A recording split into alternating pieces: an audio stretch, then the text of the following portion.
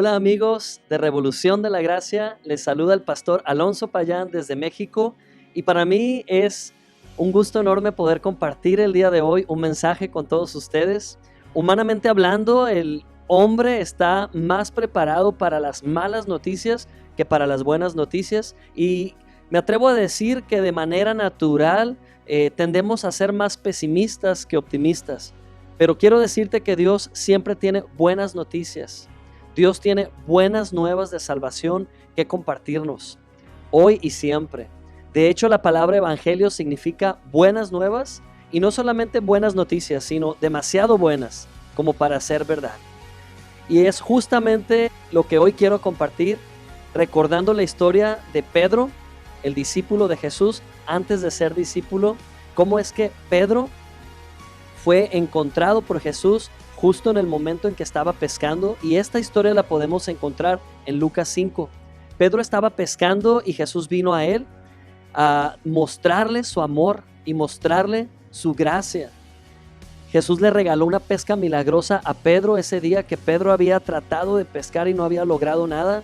Y cuando Pedro experimenta esa pesca milagrosa y esas redes venían cargadas de pescados y las redes se rompían, Pedro tuvo que pedir ayuda de sus amigos, y lo primero que Pedro expresó al momento de venir a tierra con los peces o los pescados fue: apártate, Señor, porque soy hombre pecador. ¿Qué entendemos que sucedió aquí? Pedro experimentó arrepentimiento. Y qué interesante es ver que primero fue la bendición de Dios en la vida de Pedro y luego vino el arrepentimiento.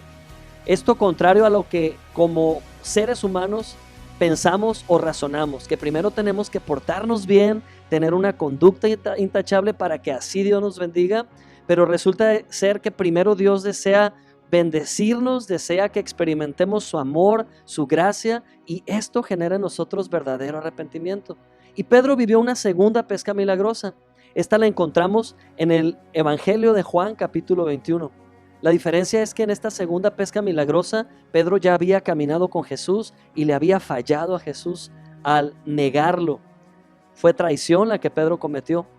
Entonces, después de la resurrección, Pedro volvió otra vez a su antigua actividad de pescador y Jesús lo buscó para reivindicarlo.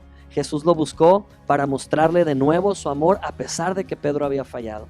Y en esta ocasión Jesús le da una segunda pesca milagrosa mucho más impresionante, solo que en esta ocasión, además de que eran más pescados, en esta ocasión Pedro pudo sacar los peces por sí solo. Vimos a un Pedro fortalecido porque ya había probado el amor de Dios y ahora simplemente aseguraba que ese amor no cambiaba. Y Jesús le decía nuevamente: aquí estoy por ti, aquí estoy para ti. Pedro pudo experimentar 2 veces el perdón y la gracia de Dios. Ya en el libro de Hechos vemos a Pedro lleno del Espíritu Santo, predicando a multitudes, un hombre completamente transformado, porque es precisamente la benignidad de Dios la que produce en nosotros verdadero arrepentimiento. Dice Romanos 2:4, ¿no te das cuenta de que menosprecias la benignidad, la tolerancia y la paciencia de Dios y que ignoras que su benignidad busca llevarte al arrepentimiento? Realmente es el arrepentimiento provocado por el amor que Dios nos da. O sea que las bendiciones llegan primero y esto provoca en nosotros verdadero arrepentimiento, que en griego la palabra arrepentimiento es metanoia, y metanoia es cambio de manera de pensar o cambio de pensamiento, en pocas palabras, de conducta. Pero esto no lo produce tu voluntad humana, simplemente lo produce el amor y la gracia de Dios de manera natural. Culmino con esto. Jesús exaltó la fe de 2 personajes en los evangelios, y estos 2 personajes no tenían mucho en común. De hecho, el primer personaje es un centurión romano, y este centurión era un hombre de autoridad que vino a Jesús pidiendo sanidad para su siervo, y cuando Jesús le muestra la intención de acompañarlo a su casa para sanar al siervo, el centurión le dice: no, Señor, no tienes que venir, solo da la orden. Yo también soy un hombre de autoridad y doy órdenes y las obedecen. Da la orden y mi siervo será sanado. Y Jesús exaltó la fe del centurión. Dijo: grande es tu fe, así que ve en paz, él ya sanó. Y pasó lo mismo con una mujer que vino dando gritos diciendo: Jesús, hijo de David. Esta expresión era una expresión judía, pero esta mujer no era judía. Esta mujer era una sirofenicia o cananea. Ella vino a Jesús a pedir sanidad para su hija, y Jesús cuando escucha esta expresión, Jesús quiere lidiar directamente con el corazón de ella y quita esa careta o ese disfraz que ella quería mostrar. Así que Jesús le dice, no está bien darle el pan que es para los hijos a los perros.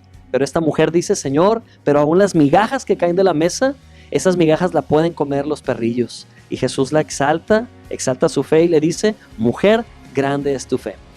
Ahora, yo quiero preguntarte, ¿qué es lo que realmente estas dos personas tenían en común? ¿Por qué Jesús exaltó la fe de ambos? Qué impresionante es descubrir que ambos desconocían por completo la ley. Es decir, ese conjunto de normas que solo apuntaban a tus debilidades o a tus carencias o a tus pecados. Y sabes, ellos dos eran ignorantes de la ley. Entonces no tenían ningún estorbo para creer en la bondad de Dios. Simplemente vinieron por la fe y recibieron libremente. El día de hoy quiero invitarte a que hagas a un lado la incredulidad o hagas a un lado tu desempeño para intentar lograr el favor de Dios. Simplemente creas que Dios desea bendecir tu vida, recibas por fe en Jesús lo mejor de Dios. ¿Y sabes qué? El arrepentimiento en tu vida está activado, bien incluido, al momento de que te vuelves más consciente de Cristo Jesús y su obra completa por ti en la cruz del Calvario. Dios te bendiga, gracias por escuchar este mensaje y pues te envío un fuerte abrazo desde México. Hasta pronto.